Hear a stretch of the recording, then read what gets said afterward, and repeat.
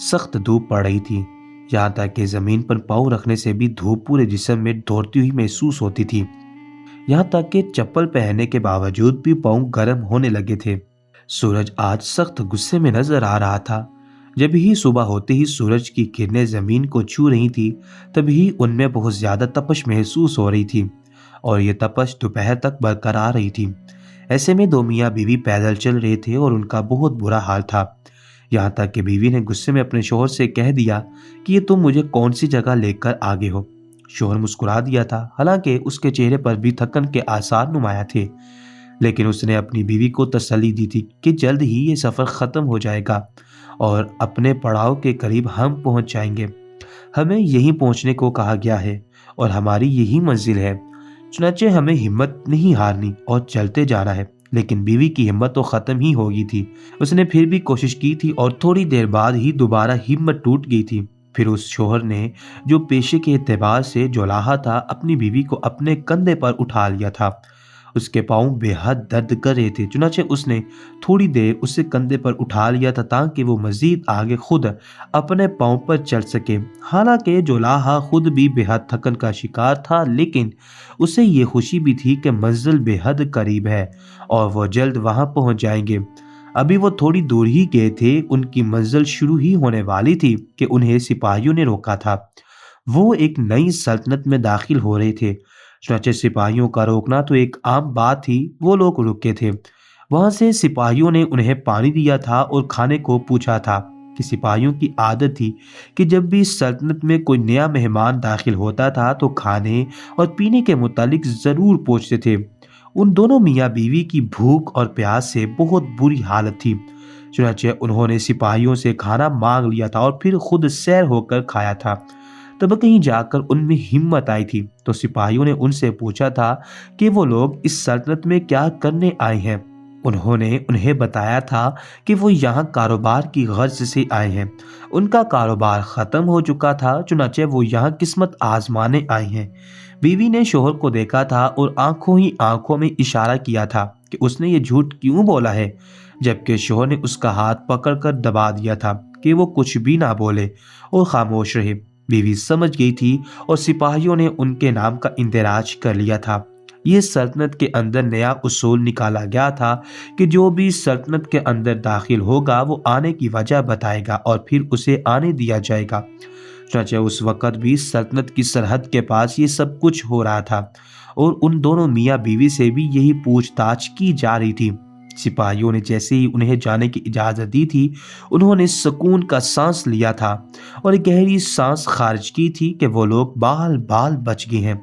चुनांचे उन्होंने दोबारा पैदल सफ़र करने का इरादा किया और अब आहिस्ता आहिस्ता अपनी मंजिल की जानिब बढ़ने लगे। इस बार चूंकि उन्होंने सिपाहियों से खाना मांग लिया था और उन्हें खूब सैर होकर खाया गया था, तो उनमें थोड़ी सी तवानाई महसूस हुई थी और वो आहिस्ता आहिस्ता करके अपनी मंजिल की जानिब जाने लगे थे। थोड़ी देर बाद उनकी मंजिल उनके सामने थी। उनकी मंजिल क्या थी? एक लकड़ी का छोटा सा मकान था जो 2 कमरे पर मुश्तमिल था और जिसमें सहूलत की हर चीज़ मौजूद थी। वो लोग उस मकान के अंदर दाखिल हो गए थे और अब उन्हें इस सल्तनत के अंदर काम करना था। उन्हें जो जिम्मेदारी सौंपी गई थी उसके मुतालिक उन्हें कल से काम शुरू करना था। महीने का इख्तिताम था और महल में हिसाब किताब का सिलसिला जारी था। सुल्तान मुअज्जम का उसूल था कि महीने के इख्तिताम पर ही वो तमाम ओहदेदार जो बड़े बड़े ओहदों पर फाइज थे, वो सुल्तान की खिदमत में हाजिर होकर महल के तमाम अखराजात, यहाँ तक कि सल्तनत के तमाम अखराजात के मुतालिक सुल्तान मुअज्जम को आगाह करते थे।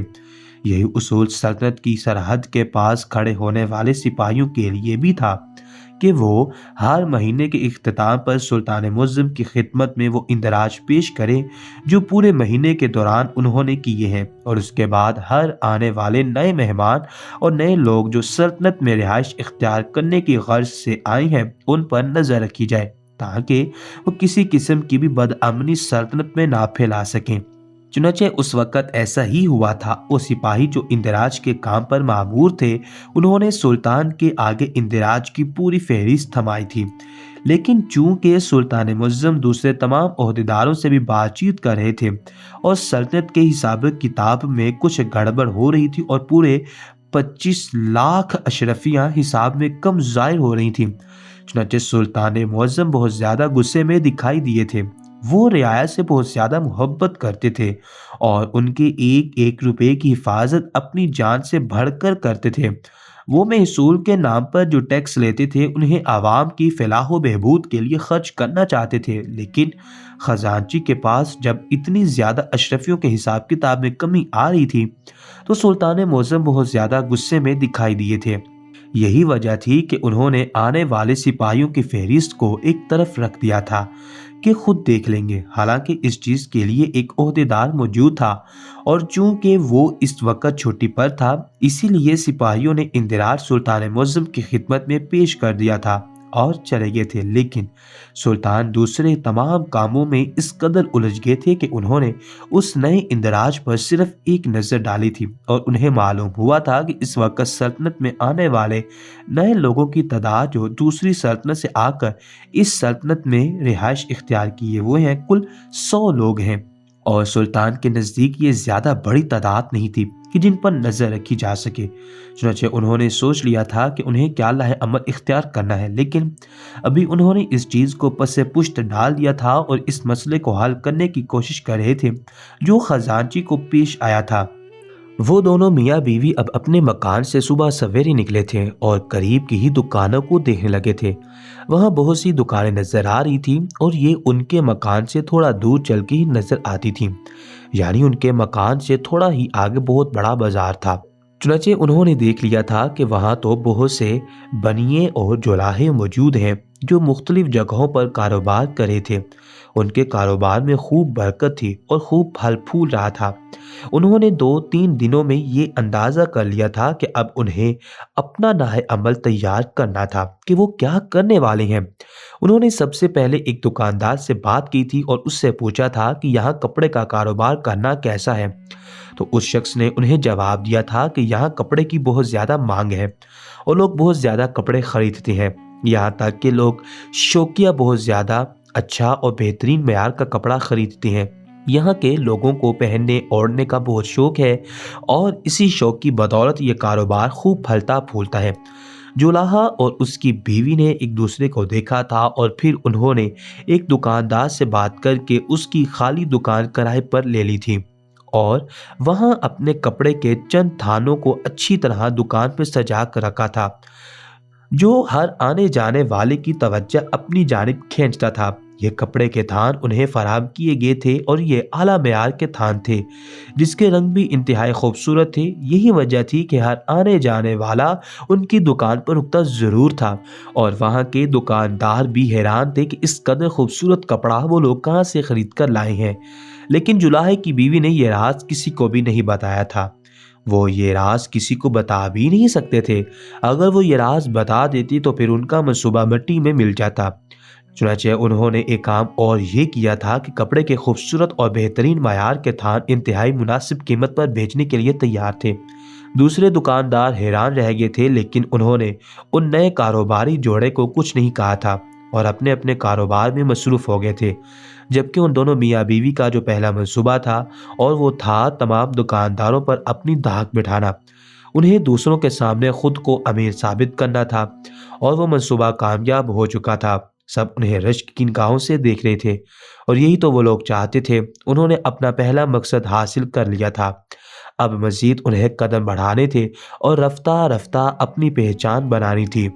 सुल्तान मुअज़्ज़म ने जब खजांची का मसला हल कर लिया था तब उन्हें इस फहरिस्त का भी ख्याल आया था जो सिपाहियों ने उन्हें पेश की थी और उन्होंने अपनी मसरूफियत में से इंतहा कीमती वक़्त निकाल कर उस पर एक भरपूर नज़र डाली थी।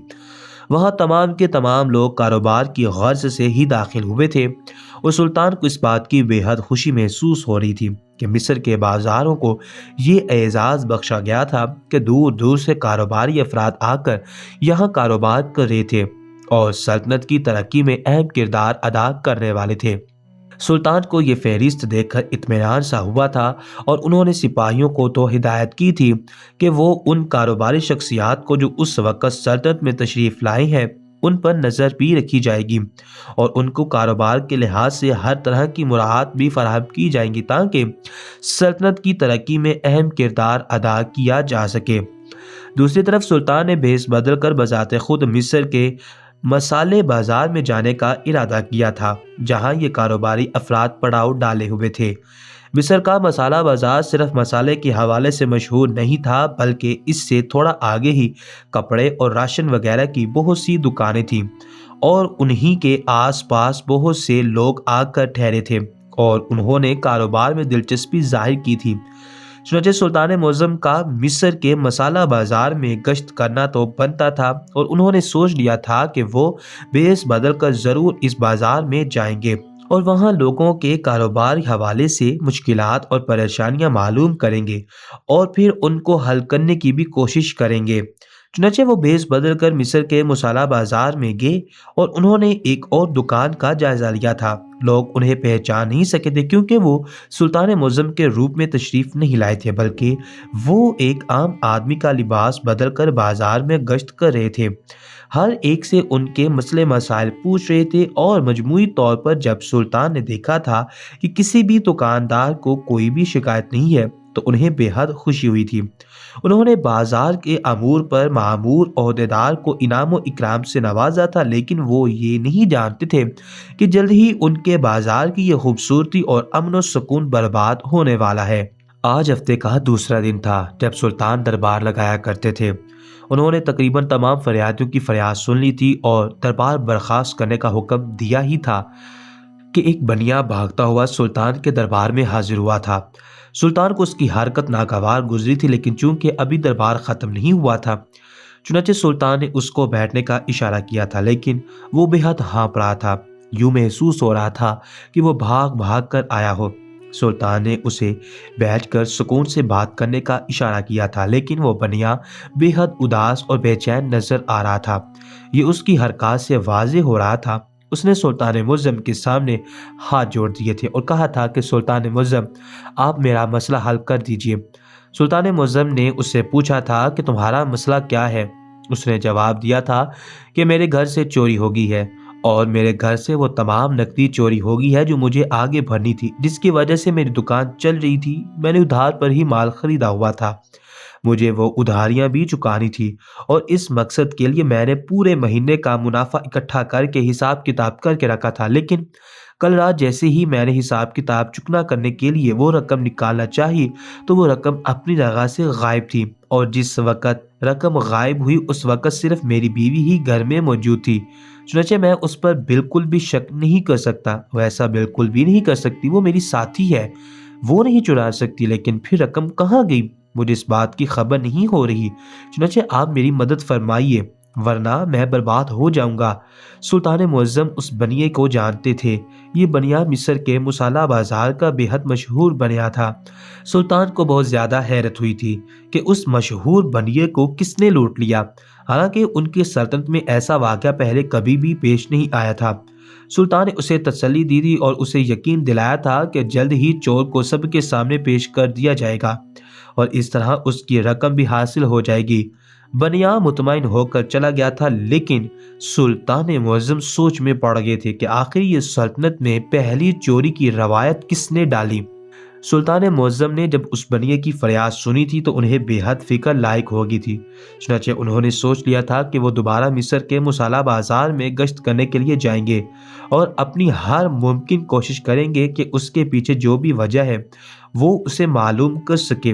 چنانچہ انہوں نے بیس بدل کر ایک بار پھر مصر کے مسالہ بازار میں گشت کرنے کا فیصلہ کیا تھا۔ ابھی وہ بازار کی طرف بڑھ ہی رہے تھے کہ بازار کے شروع ہونے سے پہلے جو لکڑی کا مکان وہاں بنا ہوا تھا وہاں بہت سے لوگ اندر داخل ہوئے تھے۔ سلطان کے پوچھنے پر معلوم ہوا تھا کہ یہ گھر جولاہے کا گھر ہے اور اس کے گھر بہت سے مہمان داخل ہوئے ہیں۔ چنانچہ سلطان آگے بڑھ گئے تھے۔ ابھی تھوڑی دیر گزری تھی گشت کرتے ہوئے کہ انہوں نے دیکھا تھا کہ ایک عورت بازار میں گھوم رہی ہے۔ اس کے چہرے پر فکر کی لکیریں صاف نظر آ رہی تھیں۔ وہ سلطان کی توجہ کا مرکز بن گئی تھی، کیونکہ وہ تھوڑی دیر چلتی، پھر ایک دکان پر رک جاتی، کچھ سوچتی اور پھر کچھ کہے بغیر آگے بڑھ جاتی۔ سلطان اب اس تجسس میں پڑ گئے تھے کہ اس عورت کو کس چیز کی ضرورت ہے۔ چنانچہ وہ عورت تھوڑی ہی دور ایک مشہور بنیے کی دکان پر گئی تھی۔ یہ بھی مصر کے مسالہ بازار کا ایک مشہور بنیا تھا اور اس کی دکان بہت دور تھی۔ اس کی دکان میں کھانے پینے اور راشن کی ہر چیز موجود تھی۔ چنانچہ وہ عورت چھوٹے چھوٹے قدم اٹھاتے ہوئے آگے بڑھی تھی اور پھر اس نے بنیے سے کچھ کہا تھا۔ سلطان چونکہ دوری پر تھے تو وہ سن نہیں پائے تھے، اس لیے سلطان تھوڑا آگے آئے تھے۔ وہ عورت ابھی بھی وہیں کھڑی تھی۔ بنیا نے اسے سامان دیا تھا۔ وہ عورت کہنے لگی کہ میں نے تم سے کھانا مانگا تھا، جس پر بنیا نے کہا کہ میرے پاس اس وقت کھانا تو موجود نہیں ہے، چنانچہ تم یہ سامان لے جاؤ اور اس سے کھانا بنا لینا۔ سلطان نے دیکھا تھا کہ اس عورت نے پیسے نہیں دیے تھے، لیکن بنیے نے اس سے جو کچھ بھی کہا تھا وہ سلطان کو تیش دلانے کے لیے کافی تھا۔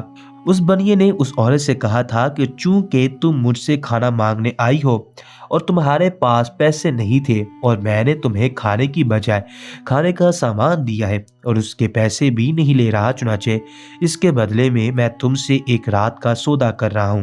تمہیں آج کی رات میرے پاس گزر بسر کرنی ہوگی، اور اگر تم ایسا نہیں کرو گی تو مہمانوں کے سامنے تو تمہاری عزت جائے گی ہی جائے گی اور پھر کبھی تمہیں مجھ سے ادھار نہیں مل پائے گا۔ وہ عورت بے حد اداس ہو گئی تھی اور اسی اداسی میں وہ سامان اٹھا کر چھوٹے چھوٹے قدم اٹھاتے ہوئے وہاں سے چل کر اسی لکڑی کے مکان میں چلی گئی تھی۔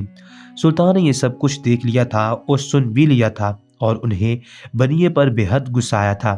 آخر سلطنت میں اس طرح کی بے حیائی کیسے پھیلا سکتا تھا؟ سلطان کا بس نہیں چل رہا تھا کہ وہ ابھی اس کا گریبان پکڑ کر اس کا سر تن سے جدا کر دیں، لیکن یہ وقت مناسب وقت نہیں تھا اور سلطان دیکھنا چاہتے تھے کہ کہانی آگے جا کر کیا موڑ لیتی ہے۔ سلطان محل میں تشریف لے آئے تھے اور انہوں نے ملکہ عالیہ سے اس بات کا ذکر کیا تھا۔ ملکہ عالیہ جیسے جیسے سنتی جا رہی تھی انہوں نے اپنے منہ پر ہاتھ رکھ لیا تھا، اور یہ ان دونوں کے لیے افسوس کا مقام تھا کہ ان کے ہوتے ہوئے جب تمام اقدامات کیے جا رہے تھے تو اس کے باوجود بے حیائی چھپی نہیں رہی تھی اور اس بنیے کی غلط نیت ان پر واضح ہو گئی تھی۔ اسی دوران جب سلطان واپس آئے تھے تو ملکہ عالیہ سے تمام باتیں کہنے کے بعد جب وہ اپنے محل میں بیٹھے دیگر امور کو دیکھ رہے تھے تو ایک سپاہی دوڑتا ہوا اندر داخل ہوا تھا اور اس نے سلطان کو جو خبر دی تھی تو سلطان کے چہرے پر بھی تحاشا فکر مندی ظاہر ہو رہی تھی۔ اور سپاہی نے خبر دی تھی کہ مصر کا مشہور جولاہا جو کافی عرصے سے یہاں کپڑوں کا کاروبار کر رہا ہے، اس کے یہاں سے بہت سے کپڑے کے تھام چوری ہو گئے ہیں اور وہ بہت زیادہ پریشان تھا۔ سپاہیوں نے اسے تسلی دی تھی اور کہا تھا کہ وہ اپنے مسئلے ہم سے بیان کر دے تو ہم سلطان معظم تک یہ مسئلہ پہنچا دیں گے۔ سلطان معظم اب سوچ میں پڑ گئے تھے کہ ایک دن میں دو دو چوریاں کیسے ہو سکتی تھیں۔ یہ ان کے لیے افسوس کا مقام تھا کہ سلطنت میں اس قدر چوری چکاری ہونے لگی تھی۔ اب سلطان معظم نے سوچ لیا تھا کہ وہ تحقیقات کر کے رہیں گے اور چور کی کھوج کر کے رہیں گے۔ انہوں نے سپاہیوں کو بھی کچھ ہدایات دی تھیں اور مصر کے مسالہ بازار کا محاصرہ کرنے کا حکم دے دیا تھا۔ ساتھ ہی انہوں نے یہ حکم بھی دیا تھا کہ وہ محاصرہ سادہ لباس میں کریں گے اور ہر ایک کاروباری شخص پر بھی نظر رکھیں گے۔ سپاہیوں نے ان کے حکم کی تعمیل کی تھی اور سر جھکا کر چلے گئے تھے۔ رات گہری ہو چکی تھی اور سناٹا چھا چکا تھا۔ وہ سلطان معظم ایک بار پھر مصر کے مسالہ بازار کی طرف بڑھ گئے تھے اور اس بار وہ اکیلے تھے۔ انہیں معلوم کرنا تھا کہ جولاہے کی بیوی کیا کرتی ہے، آیا وہ سلطنت میں اس کی شکایت لگاتی ہے یا پھر اس کی خواہش پوری کرنے اس کے گھر چل دے گی۔ اب بھی سلطان معظم راستے میں تھے کہ تیز بارش شروع ہو گئی تھی، لیکن انہوں نے ہمت نہیں ہاری تھی۔ وہ اپنے قدم آگے بڑھا دیے تھے اور اس لکڑی کے مکان تک پہنچ گئے تھے۔ جولاہے کا مکان تھا اور مصر کے بازار سے پہلے موجود تھا۔ انہوں نے ایک درخت کی اوٹ لے لی تھی اور وہاں سے چھپ کر منظر دیکھنے لگے تھے۔ جولاہا اس کی بیوی کو لے کر باہر نکلا تھا اور سلطان کے ماتھے پر لکیریں ابری تھیں۔ یہ جولاہا کیسا شوہر تھا جو خود اپنی بیوی کو بنیے کے پاس تحفے کے طور پر پیش کرنے کے لیے لے جا رہا تھا۔ بارش بہت زیادہ تیز ہونے لگی تھی، یہاں تک کہ اس کی بیوی چل نہیں پا رہی تھی۔ جولاہے نے اپنی بیوی کو اپنی پیٹھ پر اٹھا لیا تھا اور اس کے بعد آہستہ آہستہ وہ بنیے کے گھر کی طرف ہی جانے لگے۔ اس بنیے کا گھر بھی اس کی دکان کے برابر میں ہی تھا، لہٰذا سلطان معظم کو اچھی طرح معلوم ہو گیا تھا۔ سلطان معظم بھی ان کے ساتھ ساتھ آگے بڑھتے چلے جا رہے تھے، یہاں تک کہ جولاہے نے اپنی بیوی کو اپنی پیٹھ سے زمین کی طرف اتارا تھا اور پھر اسے کچھ کہہ کر اندر بھیجا تھا۔ सुल्तान मुअज़्ज़म शशदर रह गए थे कि ये आखिर क्या मामला है और क्या मुआजरा है। जुलाहा खुद कैसे अपनी बीवी को बनिए के आगे पेश कर सकता है, जबकि बात चंद रुपयों के सामान की थी। उसके लिए वो अपनी बीवी की इज्जत कैसे बेच सकता था। सुल्तान मुअज़्ज़म के दिमाग में बेशुमार सवालात जन्म ले रहे थे, लेकिन जवाब एक भी नहीं था। अभी थोड़ी देर गुजरी थी कि जुलाहे की बीवी बनिए के घर से बाहर निकल गई थी, और फिर जुलाहे ने दोबारा उसे अपने पीठ पर लाद दिया था और घर की तरफ चल दिया था। सुल्तान मुअज़्ज़म की हैरत की इंतहा नहीं रही थी कि उन्होंने अपनी आंखों से क्या देख लिया था। उन्होंने देखा था कि एक जुलाहा यानी एक शोहर अपनी बीवी को खुद बनिए की ख्वाहिश पूरी करने के लिए उसके पास छोड़ गया था। सुल्तान मुअज़्ज़म का बस नहीं चल रहा था कि वो ना सिर्फ उन दोनों मियाँ बीवी बल्कि बनिए का भी सर तन से जुदा कर दें, लेकिन वो जल्दबाजी में कोई फैसला नहीं करना चाहते थे। अभी उन्हें सिपाहियों की तहकीकात के नताइज का भी इंतज़ार था, चुनांचे वो खामोशी से महल की जानिब रवाना हो गए थे। सुबह होते ही सुल्तान मुअज़्ज़म ने तमाम किस्सा मलका आलिया को सुनाया था तो वो भी सोच में पड़ गई थी। उन्होंने सुल्तान मुअज़्ज़म से कहा था कि जो उन्होंने देखा है वो सच नहीं हो सकता, सच ज़रूर कुछ और है जो हमें नज़र नहीं आ रहा।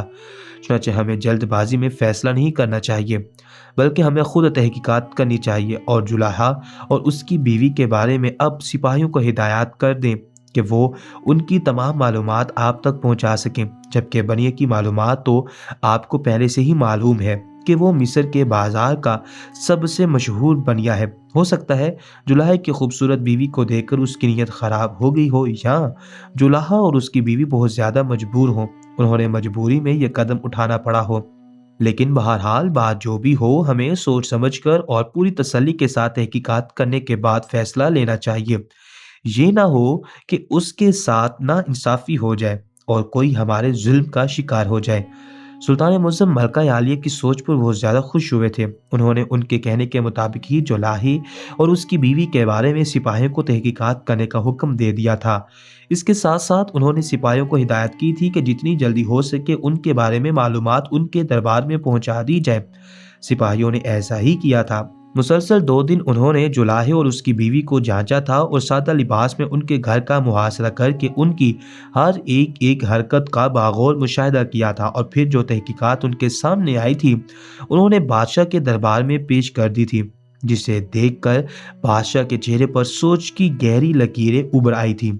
सिपाहियों ने तहकीकात में बताया था कि जुलाहा और उसकी बीवी पिछले महीने के आखिर में सल्तनत में दाखिल हुए थे, और सिपाहियों के रोकने पर उन्होंने कहा था कि वो कपड़े के कारोबार के सिलसिले में मिस्र की सल्तनत में कदम रखने आए हैं।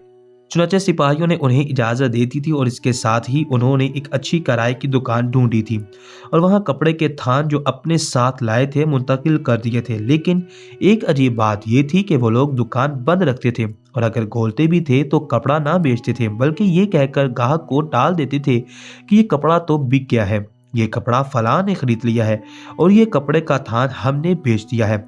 सिपाहियों को उनकी बात बहुत ज़्यादा अजीब लगी थी। इसी के साथ उन्होंने एक मुशाहिदा भी ये किया था कि हर 2 दिन बाद उनके घर पर मेहमान की आमद होती थी, और फिर जुलाहे की बीवी मिस्र के बाजार में बनियों से उधार मांगती नजर आती थी और उन्हें ये किस्सा सुनाती थी कि उनके कपड़े के थान नहीं बिक रहे, बल्कि ग्राहक आते हैं, देखते हैं और फिर देखकर चले जाती हैं। उनका कारोबार बहुत ज़्यादा नुकसान में जा रहा है, चुनांचे उसे उधार की ज़रूरत है। मिस्र के बनिए जो कि आदतन बहुत ज़्यादा सख्त मिजाज थे और किसी को उधार देने में बहुत ज़्यादा कंजूस थे, चुनांचे वो उसे उसी दिन वापस करने का कह देते थे और वो मान भी जाती थी और रात के वक़्त उनका कर्ज चुकाने की हामी भर लेती थी। सिपाहियों ने मुशाहिदा किया था कि जुलाहे की बीवी ही हर बार उधार मांगती नजर आती थी। जुलाहा खुद ये काम नहीं करता था, और जब उसकी बीवी उधार मांगने बाजार में आती थी तो खूब ज़ीबो ज़ीनत करके आती थी, यहाँ तक कि बाजार में लोग उसकी खूबसूरती से मुतल्लिक बातें करते भी पाए जाते थे। इसी के साथ साथ सिपाहियों ने कहा था कि उन्होंने अजीब किस्सा देखा था कि मिस्र के मशहूर बनिए के घर से जुलाहा और उसकी बीवी निकले थे, और जुलाहे की बीवी ने अपनी चादर में कुछ छुपाया हुआ था और फिर वो लोग अपने घर की तरफ बढ़ गए थे। अभी सुल्तान मुअज़्ज़म ने ये तहकीकात पढ़ी थी और मलका आलिया को पढ़कर भी सुनाई थी, तो उन दोनों ने एक दूसरे की तरफ हैरत से देखा था। मलका आलिया ने सुल्तान मुअज़्ज़म से कहा था कि कहानी का एक सिरा हमारे हाथ में आ गया है, और सुल्तान मुअज़्ज़म ने भी उनकी ताकीद की थी और कहा था कि मुझे ये सारा खेल समझ में आ गया है। لیکن اب مجھے ایک اور تحقیق کرنی ہے اور اس کے بعد ہی ہم مکمل اس معاملے کو حل کر دیں گے۔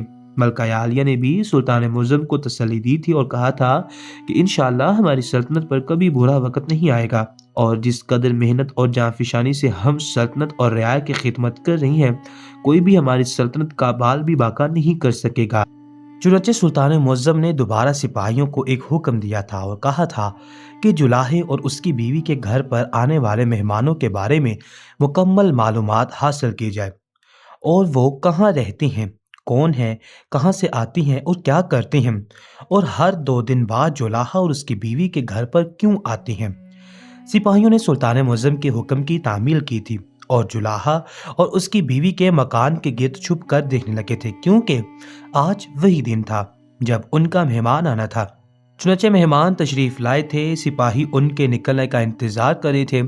کافی دیر بعد کیونکہ مہمان دوبارہ باہر آئے تھے اور پھر جولاہے اور اس کی بیوی کو آہستگی سے کچھ کہا تھا اور چل دیے تھے۔ وہ 2 لوگ تھے۔ سپاہیوں نے ان کا پیچھا کرنا شروع کر دیا تھا، یہاں تک کہ وہ سرحد پر پہنچ گئے تھے۔ انہوں نے سپاہیوں سے کچھ کہا تھا اور وہاں سے چل دیے تھے۔ ان کے جاتے ہی محل میں تحقیقات کے لیے مقرر کیے گئے سپاہی سرحدی سپاہیوں کے پاس پہنچ گئے تھے اور ان سے معلومات حاصل کرنے کی کوشش کی تھی۔ سرحدی سپاہی چونکہ اس بات کے پابند تھے کہ وہ سرحدوں میں آنے جانے والوں کی فہرست سے سلطان معظم اور ان امور پر مشتمل عہدیداروں کے متعلق لوگوں کو ہی فراہم کریں گے، چنانچہ انہوں نے محل میں موجود سپاہیوں کو یہ فہرست دینے سے انکار کر دیا تھا۔ لیکن پھر جب انہوں نے سلطان معظم کا حکم نامہ انہیں دیا تھا تو وہ لوگ راضی ہو گئے تھے، اور اس فہرست سے انہیں معلوم ہوا تھا کہ یہ مہمان مہینے میں تقریباً 4 بار ضرور یہاں آتے تھے، اور یہ کسی اور جگہ سے اپنی بیٹی سے ملنے آتے تھے۔ انہوں نے خود کو جولاہے کی بیوی کے بھائی اور باپ ظاہر کیا تھا جو ان سے ان کی خبر لینے آتی تھی۔ چونکہ جولاہے کی بیوی اکلوتی بیٹی تھی، لہٰذا اس کے باپ اور بھائی اس سے ملنے مہینے میں تقریباً 4 بار ضرور آتے تھے، اور ہر بار کے آنے جانے کا اندراج سپاہیوں کے پاس درج تھا۔ سپاہیوں نے انہیں یہ بات بھی بتائی تھی کہ جب وہ لوگ مصر کی سلطنت کے اندر داخل ہوتے ہیں تو خالی ہاتھ ہوتے ہیں، لیکن جیسے ہی وہ واپس جاتے ہیں تو ان کے پاس تھیلے ہوتے ہیں جو وہ لوگ یہ کہہ کر چھپا لیتے ہیں کہ یہ ہماری بیٹی نے ہمارے لیے کچھ کپڑے سیے تھے جو ہمیں تحفے کے طور پر دیتی ہے، اور اس نے ہمیں کھانا دیا ہے تاکہ ہم راستے میں اپنا پیٹ بھر سکیں اور بحفاظت منزل تک پہنچ سکیں۔ سپاہیوں نے جو تحقیقات کی تھی وہ من و عن سلطان معظم کو پہنچا دی تھی، اور سلطان معظم کے سامنے پورا منصوبہ ظاہر ہو گیا تھا۔ سلطان معظم کو ساری کہانی سمجھ میں آ گئی تھی۔ انہوں نے جان لیا تھا کہ جولاہا اس کی بیوی کی مصر کی سلطنت آنے کے پیچھے کیا راز کار فرما تھا، اور اس رات بنیے اور جولاہے کی بیوی کے درمیان کیا بات طے ہوئی تھی۔ سلطان معظم ان تمام تحقیقات سے جان گئے تھے، اور اب انہیں ایک اگلا قدم اٹھانا تھا اور اس مسئلے کو ہمیشہ ہمیشہ کے لیے حل کرنا تھا۔ سلطان معظم نے اپنے تمام اہم عہدیداروں کو بلایا تھا، ان سے مشورہ کیا تھا۔ ان سب نے سلطان معظم کو یہی رائے دی تھی کہ بنیے اور جولاہے اور اس کی بیوی کو محل میں طلب کیا جائے اور ان سے الگ الگ طور پر تشویش کی جائے، ان کے بیانات قلم بند کیے جائیں۔ اس کے بعد ان کے بیانات کے تضاد سے پتہ چل جائے گا کہ کون قصوروار ہے۔ ویسے بھی سلطان معظم آپ کو علم ہو گیا ہے کہ اس میں قصوروار کون ہے، جس نے ایک ہفتے میں کم از کم 4 بنیوں کو لوٹ لیا ہے، اور کسی کو پتہ بھی نہیں چلا کہ یہ کون ہے، جبکہ آپ جانتے ہیں کہ یہ سب کس کا کیا دھرا ہے۔ سلطان معظم کو اطمینان ہو گیا تھا، اور ویسے بھی وہ عادل رہنما تھے اور نہیں چاہتے تھے کہ کسی سے کسی بھی قسم کی کوئی زیادتی ہو۔ اس کے ساتھ ساتھ انہوں نے سپاہیوں کو بلوایا تھا اور انہیں ایک اور حکم دیا تھا اور کہا تھا کہ کسی کو کانوں کان بھی خبر نہیں ہونی چاہیے کہ سلطان معظم نے انہیں کیا حکم دیا ہے، کیونکہ اب بہت سی شکایات آ رہی تھیں اور سب کے سب اس مسئلے کا حل چاہتے تھے۔ چنانچہ جتنی جلدی یہ کام ہو سکے اتنی جلدی کر لینا چاہیے، ورنہ جب رعایا کو انتظار کرنا پڑے گا تو پھر ان کے اندر غم و غصہ پیدا ہوگا، اور یہ غم و غصہ ان کو بغاوت کی طرف لے جائے گا، اور میں اپنی سلطنت کو کسی بھی قسم کی بغاوت کی طرف نہیں لے کے جانا چاہتا۔ چنانچہ میں چاہتا ہوں کہ تم لوگ یہ کام جلد از جلد پایا تکمیل تک پہنچاؤ، اور جیسے ہی یہ کام پایا تکمیل تک پہنچے گا اس کے بعد ہی میں کوئی اگلا قدم اٹھا سکوں گا۔ سپاہیوں نے سلطان معظم کے حکم کے آگے سر جھکا دیا تھا اور انہیں یقین دلایا تھا کہ وہ جلد از جلد یہ کام کر لیں گے، اور سلطان معظم کے حکم کے مطابق سپاہیوں نے ایسا ہی کیا تھا۔ انہوں نے جلد از جلد اس کام کو پایا تکمیل تک پہنچایا دیا تھا، اور جن دو لوگوں کی گرفتاری کا سلطان نے انہیں حکم دیا تھا انہوں نے اسے گرفتار کر لیا تھا۔ ہوا یہ تھا کہ جولاہے اور اس کی بیوی سے ملنے والے وہ دو افراد دوبارہ تشریف لائے تھے، اور جیسے ہی وہ ان سے مل کر گئے تھے تو سپاہیوں نے ان پر حملہ کر کے انہیں بے ہوش کر دیا تھا، اور اس کے بعد ان کے تھیلوں کا جائزہ لیا تھا، اور جو کچھ انہوں نے دیکھا تھا تو حیران رہ گئے تھے، اور سپاہیوں کو بھی حقیقت کا علم ہو گیا تھا۔ انہوں نے جو کچھ دیکھا تھا اور جو کچھ ان دونوں افراد سے قبضے میں لیا گیا تھا وہ سب کا سب انہوں نے سلطان معظم کی خدمت میں پیش کر دیا تھا، اور اس کے ساتھ ہی سلطان معظم نے ان دو افراد سے خوب تشویش کی تھی، اور جو کچھ سچ سامنے آیا تھا وہ انہیں حیران کرنے کے لیے کافی تھا۔ وہ سوچ بھی نہیں سکتے تھے کہ کوئی اس طرح بھی ان کی سلطنت کی بربادی چاہتا ہے۔ چنانچہ انہوں نے ان دونوں افراد کو زندان میں ڈال دیا تھا، اور اب آگے کا لاہ عمل طے کیا تھا۔ سلطان نے حکم دیا تھا کہ ان تمام بنائیوں کو دربار میں پیش کیا جائے جن کے سامان چوری ہوئے تھے اور جنہوں نے محل میں شکایات درج کروائی تھیں۔ اس کے ساتھ ساتھ سلطان نے یہ بھی حکم دیا تھا کہ مصر کے بازار کے اس مشہور بنائیے کو بھی گرفتار کیا جائے جس نے شکایت درج نہیں کروائی تھی۔ سپاہی ان بنائیوں کو سلطان کی خدمت میں لے کر آئے تھے۔ سلطان نے سب کو اپنے سامنے بٹھایا تھا اور ان سے تفتیش شروع کر دی تھی۔ سب سے پہلے سلطان نے بنائیے سے تفتیش کی تھی اور اس سے چند سوالات کیے تھے۔ سلطان نے اس سے پوچھا تھا کہ جب اس نے اپنی بیوی کے پاس پیسے رکھوائے تھے تو کیا اس نے گنے تھے؟ اس نے اس بات میں سر ہلایا تھا۔ تب سلطان نے اس سے دوسرا سوال کیا تھا، کیا واقعی اس کے پاس پیسے چوری ہوئے تھے؟ جس پر اس نے ہاں کہا تھا۔ جبکہ سلطان نے اسے دوبارہ کہا تھا کہ کیا وہ سچ بول رہا ہے؟ تب اس نے کہا تھا کہ وہ اپنی بیوی کو بلا کر اس کی گواہی سنوایا جائے گا۔ چنانچہ سلطان نے حکم دیا تھا کہ اس آدمی کی بیوی کو بلایا جائے۔ اسے محل میں حاضر کیا گیا تھا اور پھر سلطان نے اس سے سوال کیا تھا، کیا واقعی پیسے گھر سے چوری ہوئے تھے یا پھر کسی نے اس سے ادھار لیے تھے؟ اور اس نے شوہر کے ڈر سے جھوٹ بولا تھا۔ اب اس کی بیوی گھبرائی تھی اور پھر ڈر کر اس نے سچ بول دیا تھا کہ میرے شوہر نے مجھے جولاہے کی بیوی سے تعلق رکھنے سے منع کیا تھا، لیکن وہ میرے پاس آئی تھی اور مجھ سے پیسے مانگے تھے۔ میں نے اسے دے دیے تھے لیکن وہ واپس نہیں کر رہی تھی، روز بہانے بناتی تھی، اس لیے میں نے اپنے شوہر سے جھوٹ بولا تھا، جبکہ سچ تو یہ ہے کہ وہ پیسے چوری نہیں ہوئے بلکہ ادھار لیے گئے تھے۔ یہ کہہ کر اس کی بیوی چپ ہو گئی تھی۔ یہ پہلا جرم تھا جو جولاہے کی بیوی پر ثابت ہو گیا تھا۔ اسی طرح سلطان نے تمام بنائیوں سے تفتیش کی تھی اور سب کے سب جرم جولاہے کی بیوی کے نام نکلے تھے۔ سلطان کی تحقیق بالکل صحیح ثابت ہوئی تھی۔ اب سلطان نے سب سے بڑے بنائیے کو، جس نے جولاہے کی بیوی کو راشن دینے کے بدلے میں ایک رات گزارنے کا کہا تھا، اس سے تفتیش شروع کی تھی۔ سلطان نے اس سے پوچھا تھا کہ جولاہے کی بیوی نے اس کی دکان پر آ کر کیا کہا تھا۔ وہ گھبرا گیا تھا۔ اس نے کہا تھا کہ جولاہے کی بیوی اس کی دکان پر کچھ بھی لینے نہیں آئی تھی۔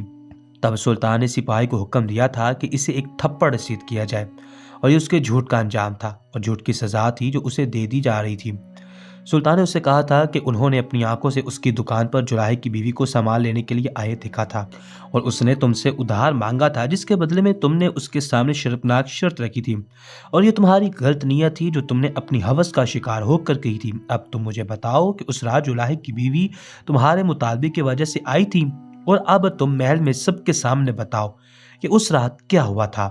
سلطان نے غضبناک انداز میں اسے حکم دیا تھا۔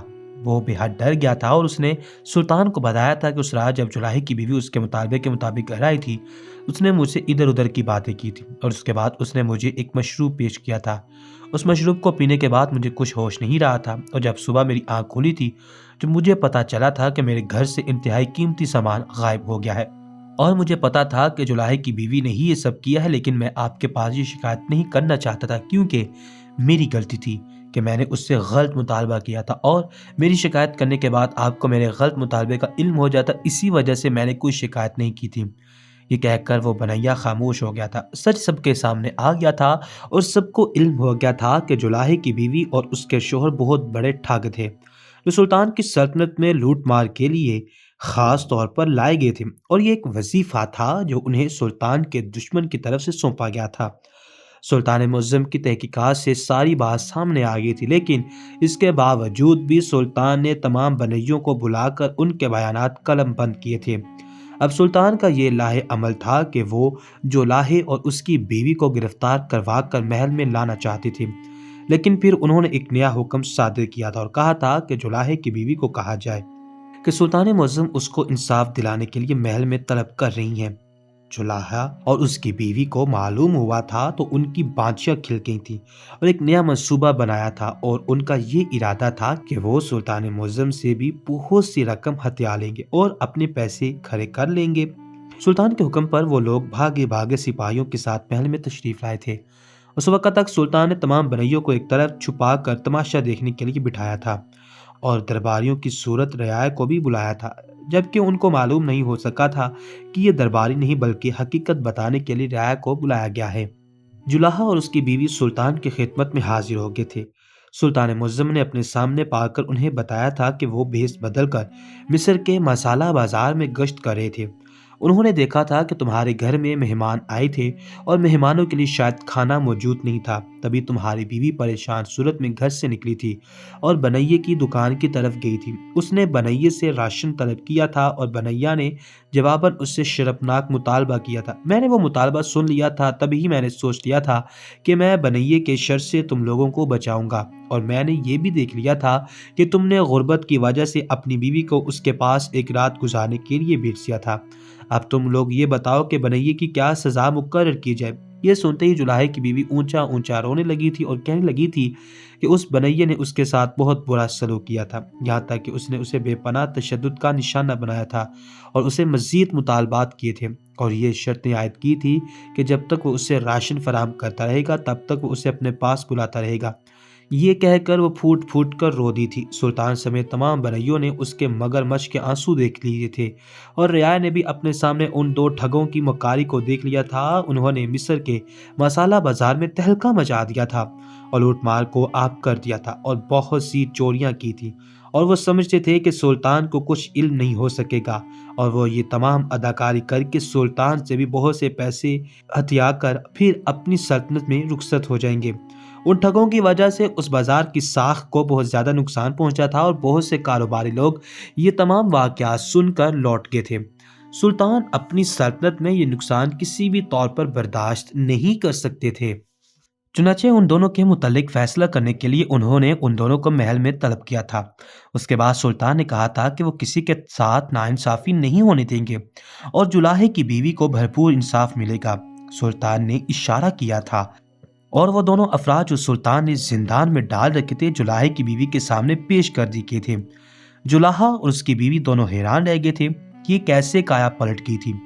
سلطان نے کہا تھا کہ اب تم دونوں کا کھیل ختم ہو چکا ہے اور تم دونوں ٹھگ جو میرے بازار میں لوٹ مار مچا رہے تھے وہ سب میرے سامنے آ چکا ہے، اور مجھے پتا تھا کہ تمہارے سامنے انصاف کا ڈھونگ کروں گا تب بھی تم لوگ محل میں بھاگے بھاگے آؤ گے اور مجھ سے مزید پیسے اینچنے کا ارادہ کر کے آؤ گے، لیکن میں بھی سلطنت کا سلطان ہوں اور مجھے ایسے ہی سلطان نہیں بنا دیا گیا، بلکہ میں ہر ایک چیز پر نظر رکھتا ہوں۔ یعنی کئی دن مصر کے مسالہ بازار میں بیس بدل کر گشت کیا تھا اور مجھے تم دونوں پر پہلے ہی شک ہو گیا تھا۔ اس کے بعد میں نے مزید تحقیقات کروائی تھی اور یہ سچ سامنے آ گیا تھا کہ تم دونوں ہی وہ ٹھگ ہو، وہ چور ہو جو مصر کے بازار میں لوٹ ماری مچا کر رکھے ہوئے ہو۔ چنانچہ میں نے سوچ لیا تھا کہ میں تم دونوں کو سخت سے سخت اور کڑی سے کڑی سزا دوں گا۔ مجھے یہ بھی معلوم ہے کہ تم دونوں کو کسی نے یہاں میری سلطنت پرسکون بازار میں ہلچل مچانے کے لیے بھیجا تھا اور میرے کاروباری مراکز کو تباہ کرنے کے لیے بھیجا تھا۔ میں اچھی طرح جان چکا ہوں کہ دشمن نے بڑی چال چلی تھی، لیکن میں نے اس کی چال ناکام بنا دی ہے۔ اب میری پوری رائے کے سامنے تمہارا تماشا بناؤں گا اور تمہارے سامنے ہر اس بنائیے کو انصاف ملے گا جس کے پاس تم نے لوٹ مار مچا رکھی تھی۔ چنانچہ سلطان نے سپاہی کو اشارہ کیا تھا اور ان کے گھر سے جو تھیلے برآمد کیے گئے تھے وہ سب بنائیوں میں بانٹ دیے گئے تھے۔ جولاہا اور اس کی بیوی تھر تھر کانپنے لگے تھے۔ ان کا یہ وظیفہ بری طرح ناکام ہو گیا تھا، حالانکہ اس سے پہلے انہوں نے جتنے بھی وظیفے کیے تھے وہ سب کے سب کامیاب ہوئے تھے، لیکن یہ سلطنت اور اس کے سلطان اپنی رعایا سے بے انتہا محبت کرتے تھے، چنانچہ انہوں نے ہر لحاظ سے اپنی رعایا کا خیال رکھا تھا۔ یہی وجہ تھی کہ وہ لوگ پکڑے گئے تھے، کیونکہ سلطان کی نظر مصر کے مشہور بازار پر تھی اور انہیں علم ہو گیا تھا کہ کوئی ان کے پرسکون کاروباری مراکز کو نقصان پہنچانا چاہتا ہے۔ चुनाचे उन्होंने पहले ही गश्त शुरू कर दिए थे और नतीजा ये सामने निकला था कि 1 महीने के अंदर अंदर उनकी चालें सुल्तान के सामने आ गई थीं और वो लोग नाकाम हो गए थे। अब उन्हें पता था कि उनका अंजाम क्या होगा। सुल्तान ने सिपाहियों को इशारा किया था और सिपाहियों ने एक बड़ी सी तलवार सुल्तान की तरफ बढ़ा दी थी। उन दोनों के हाथ बांध दिए गए थे और सबके सामने उन दोनों की गर्दनें उड़ा दी गई थीं। तब सुल्तान ने कहा था कि मेरी सल्तनत में किसी के साथ नाइंसाफ़ी नहीं की जाएगी और सबको इंसाफ फराहम किया जाएगा।